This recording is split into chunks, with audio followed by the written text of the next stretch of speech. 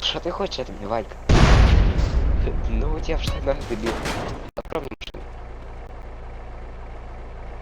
Открой мне машину, бездарь. Ну давай, пожалуйста, быстро. Что ты хочешь это написать? Ну ладно, ну ты бы даже с стеклом лег у меня тут.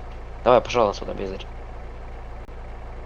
Кубики, блядь, себе накачал героином. И подпёрзаешь тут что-то. Это ты тут, блядь, будешь сейчас гэкать. Я тебя сейчас по печени пробью, дура. Будешь мне гэ, и все. Нормально разговаривай, дура. Если ты не знал, то 2 часа ночи. Так что вот такие пироги.